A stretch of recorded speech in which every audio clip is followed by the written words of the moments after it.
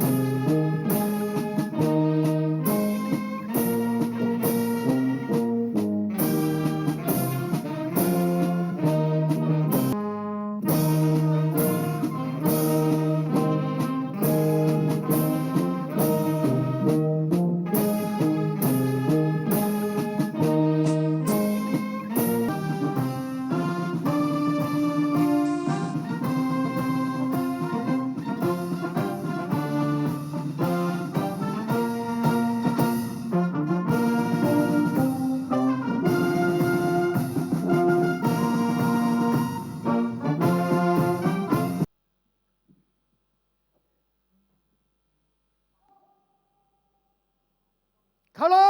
พทุ่ง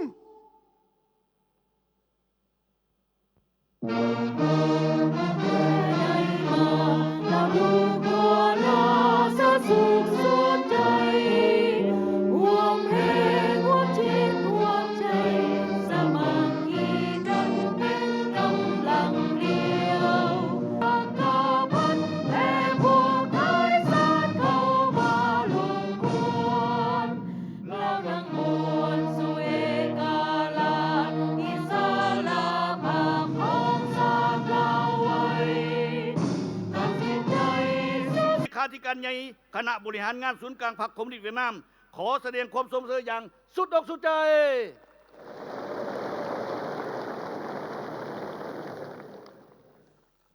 คณะผู้แทนขั้นสูงของสาธารณรัฐสมเสยอย่างสุดใจเสียของอำนาจสมเสยกรรมการกรมการเมืองศูนย์กลางพรรคคอมมิวนิสต์กูบาผู้อำนวยวันทาวุฒิครบรอบ50 ปีได้จะตั้งสำเร็จเฮียนเซินสหายกว่าแถวเฮ้ยฮับ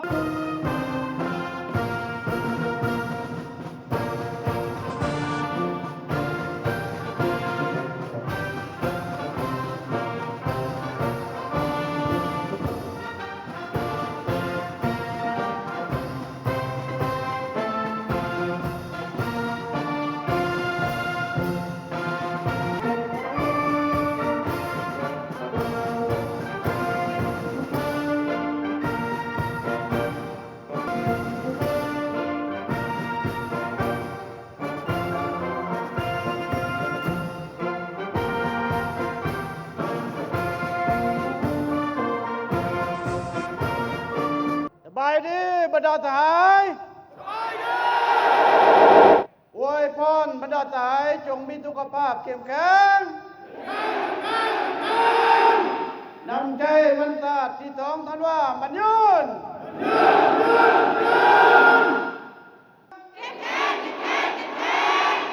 นำใจวันศาสตร์ที่2 ธันวามันยืน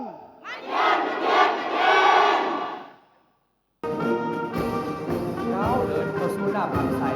แขนก้อนทุกซาทุกขับปันทั้งมีเข้มแข็งเป็นเอกราชรักษาได้อธิปไตยและพื้นแผ่นดินอันครบถ้วนสถาบันวิทยาศาสตร์เศรษฐกิจและสังคมแห่งชาติเป็นเสนาธิการให้เกียรติสงครามต่อสู้กู้ชาติญาติเอาเอกราชพวกเพิ่นเปรียบเหมือนเล็กก้าที่ดิ้นสุดรอมาแล้วหลายทศวรรษภายหลังที่ได้รับการสร้างตั้งขึ้นในวันที่9 ศาสนาวกองทัพประสิทธินาการพงพันธ์ของจักรพรรดิของนายทหารเสนาบัญชาการเมืองพลาธิการเทคนิคเป็นหัวจักรหลักแรงในการบัญชาคุ้ม ส่งออกกรรมการการลำ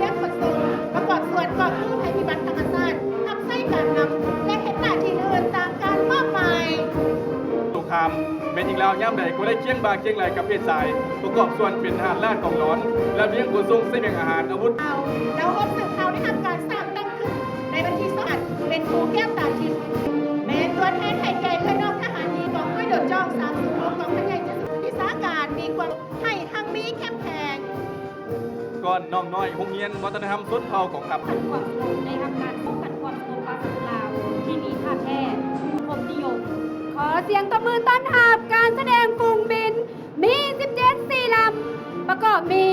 ถุงตาดถุงผัก ถุง50 ปี และแผนคำควร น้ำใจที่2ธันวามันยืน กันบรรดาของประชุมระดับชาติระดับสากลผู้นำพรรคหลัดแขกขั้นสูงทั้งภายในและต่างประเทศ บรรดาพิธีการงานสำคัญต่างๆ ให้มีความปลอดภัย ปฏิบัติลาวสาวหนุ่มแมนกับล้างประจันบานของพรรคที่เต็มไปด้วยแม่จิตหมดฟื้นปฏิบัติ โดยแม่ศูนย์กลางสาวหนุ่มประชาชนปฏิบัติตั้งการเมืองสังคมของส้นสั้นกรรมกรและสาวผู้แห่งลาวที่กว้างขวางในระบบการไม่ฮอบด้าน และมีหลักการนำพาของพรรคและปฏิบัติคำขวัญกับบาลลาวเข้มแข็งทันสมัยสามัคคีมีวินัยและน้ำใจสากลกรรมซีดและปฏิบัติข้อแข่งขัน5เป็นเจ้าติดพันกับกระบวนการรักษาและพัฒนาอย่างกว้างขวาง ก้อนกำลัง กฎกาพักมีปฏิบัติบาทเป็นสินาธิการและรับผิดชอบต่อผลได้ผลเสีย เกี่ยวกับการเคลื่อนไหวเรียกงานติดตามกฎกาภายในพักต่อคณะบริหารงานส่วนกลางพักกรมการเมืองเราให้มีความรู้ความสามารถมีคุณธรรมและความรับผิดชอบ การเงิน และระบบการตำราที่สุ่มใจจัดตั้งผันขยายเศรษฐกิจเอกราชเป็นเจ้าตนเอง ภายใต้คำควรพัฒนาก ว่ากิโลเมตรในปี 2025 การขนส่งโดยสารจาก 40 และขนส่งสินค้าบรรลุ 16 ล้านกว่าต้น ได้พัฒนาการบริ แขนงการเศรษฐกิจสังคม แต่ศูนย์กลางลงฮอดท้องถิ่น สามารถเชื่อมโยงกับสากลได้ และการค้ามีการขยายตัวอย่างนักแน่นต่อเนื่อง ประกอบส่วนหลายกว่า3ยกส่วนน้อยของ GDP รับประกันได้การ ในการต้อนรับแขกสำคัญภายในและต่างประเทศรับใช้การส่วนสนามรับใช้กองประชุมพิธีการประดับเรียนการ ด้วยความพยายามอันแห่งกล้ากระทรวงวัฒนธรรมและการท่องเที่ยว ได้นำเอานครหลวงพระบาง วัดภูจำปาสักต่อเนื่อง เพื่อเผยแพร่ความรู้และวัฒนธรรมสู่สังคมความอุดมสมบูรณ์นี้คมในการโฆษณาแนวทางของภาครัฐและรับใช้สังคมประชาชนด้วยข้อมูลข่าวสารที่ถูกต้องแสงสีเสียงละงมกล้องฉลองใจขั้นยิ่งใหญ่แล้วเอ๋ย